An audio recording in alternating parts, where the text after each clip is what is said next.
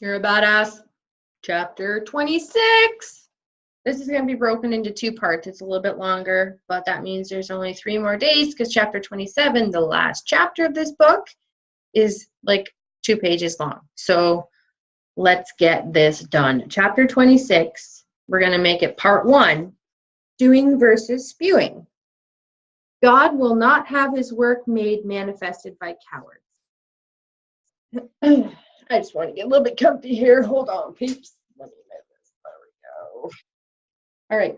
I have a friend who had the word duh tattooed on the inside of her upper arm in homage to the fact that all of the big aha moments are no-brainers. Fear is a choice. I am lovable. Don't worry. Be happy. Every time she high-fives or lifts her arm to see if she needs a shave, she gets reminded of how often the sublime lies waiting in the obvious. You know countless of these truisms of which I speak. You've heard them, and I've thought them a million times. But when they finally sink in and you get it, they suddenly become earth-shattering news. An epiphany of a visceral understanding of something you already know. Once something moves from our brains to our bones, then that's when we can use it to change our lives. The million-dollar question is, will we? Oh, the years people spend talking the talk, rolling out the shelves, woods the coulds, attending classes, trolling the seminar circuit, and burying themselves in all sorts of self-helpery before they finally, if ever, do anything with it at all. There's a statistic that says only 5% of people who sign up for something, like a course or a seminar, actually do anything with it. And this includes very, very, very high-priced somethings, not just the money management class at the community college down the road. This is because lots of people wish for change, really, really want it, are willing to invest the time and money into it, but are ultimately not willing to get uncomfortable enough to actually make anything happen, which means they don't want it as badly as they say they do. I tried. It's the poor man's I kicked butt.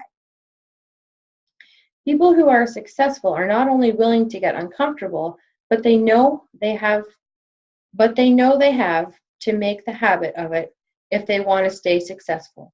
They keep moving through each new challenge instead of stagnantly and settling. The muscle of kickassery is like any other muscle. You have to use it or lose it. If you have one big breakthrough and feel like, I got this, I'm on it, and then sit back and wait for your long overdue stream of awesomeness to keep pouring in, you will lose your muscle mass and fall back to the marshmallow state that you were in before and started working out. Keep moving, keep growing, keep pushing through obstacles, keep evolving. You break through at one level, arrive at the next, and take another step up. Each time you grow, you get to learn something new, which basically means you have to get uncomfortable again. Because when you arrive at a level you've never been at before, you're faced with challenges you've never experienced before. It's the willingness to keep pushing through the new challenges, not shrink from them back into their comfort zone, then separate the successful from the unsuccessful. The new level, new devil. All life is either moving forward or evolving or shrinking back and dying. If you want to evolve in your life, you have to push through the obstacles instead of running from them. Obstacles and challenges are the agents of growth. Nobody gets to be large and in charge without fancy challenges and moving through them. Birth is messy, painful, scaring, uncertain, and freaky. Birth is also a glorious miracle that leads to new life. If you want a new life, and you say you want, you have to do the work instead of just studying and discussing and wishing and wanting.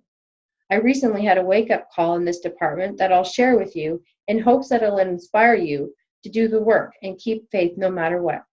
At the moment, I don't live anywhere, I guess you could say. I live everywhere.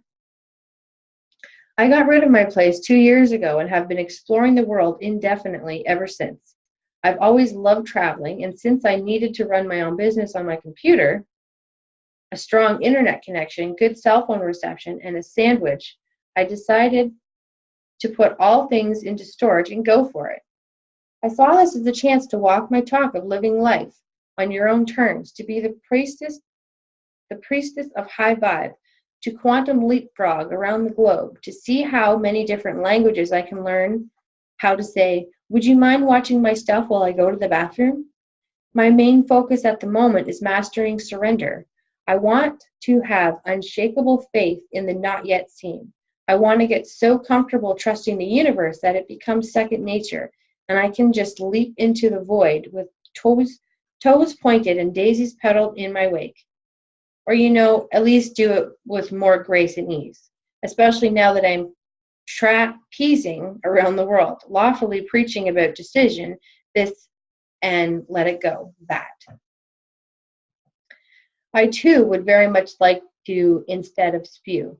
I too would very much like to do instead of spew. Surrender comes into play often, especially when it comes to figuring out where I'm off to next and where I'm going to stay once I get there. My modus operandi is to go with the flow and trust that the universe will guide me to the perfect place at the perfect time, which I'm quite pleased to report has yet to disappoint. After following my sudden and bizarre impulse to go to Tokyo, a city I had zero interest in checking out, I not only totally fell in love with the place, but the ideal furnished apartment came up for rent and was handed to me on a silver platter. When I decided I wanted to live there for a while, an invitation to stay at a gorgeous guest house in a Spanish countryside with great friends came in, unsolicited and out of the blue, when I was trying and failing, and to figure out where to go next. I kept finding myself repeatedly and fully coincidentally crossing paths in distant corners of the world with several of my fellow global nomads whom I'd met and befriended in Bali, and who have me drop-jawed and giddy every time I bump into them. You're in a tiny remote fishing village wearing nothing but a sarong and a fizzy hairdo in the middle of nowhere, Indonesia too? Yet even though my cosmic travel agent has more than proven that she knows exactly what she's doing, I was still fairly nervous about this last free fall. But this time it wasn't all. Just send me anywhere that seems cool, where awesome things will happen to me, okay? Thanks. I needed to land in the perfect place to write this book. I only had a month left before it was due to the publisher, and I had quite a bit of it left to write. So, I was a tad uptight about the wheres and the whats and the hows.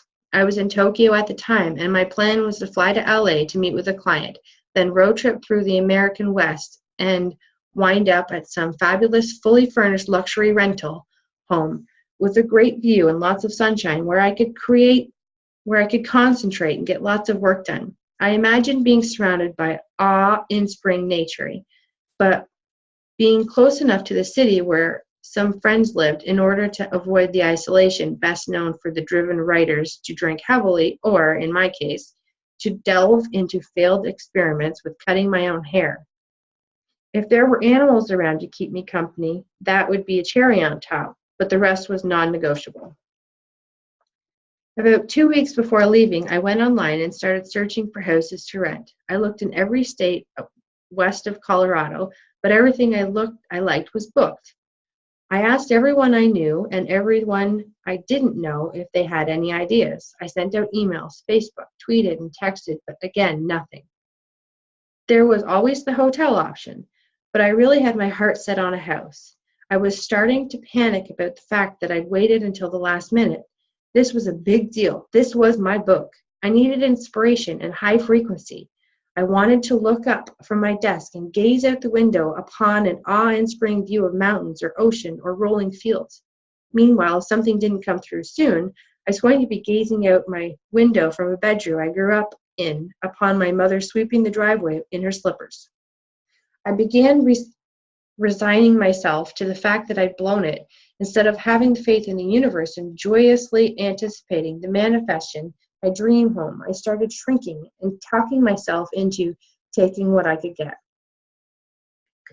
What am I whining about? I'm lucky to have my mom's house to go to. I love her. Plus, she'll feed me lasagna while I'm writing.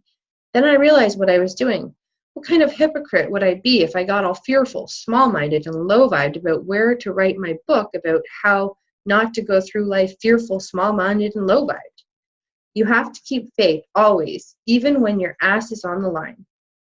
So 48 hours before my flight left Tokyo to LA, I calmly sat back, focused on my ideal writing palace, envisioned the wide open space into it looked out upon, luxuriated in its plush couches and big open kitchen, soaked up the sun pouring in through the huge window, felt it in my bones, believed it was real, did the whole wickety-woo thing, and got all excited and grateful that it already existed, and it was on its way to me. Then I sent out one more mass email asking if anyone knew of a great place for me to write my book, surrendered it up to the universe, and took myself out for a big fat sushi dinner to celebrate the awesome writing paradise that was about to land in my lap. When I returned to my hotel, there was an email waiting me from a friend who knew some people who had a place I could move into ASAP. I'm pleased to report that I'm writing this in a big, luxurious, open, sunny, magnificent house with huge windows and spectacular views on an hour outside of San Francisco, where 5 of my best friends from college live.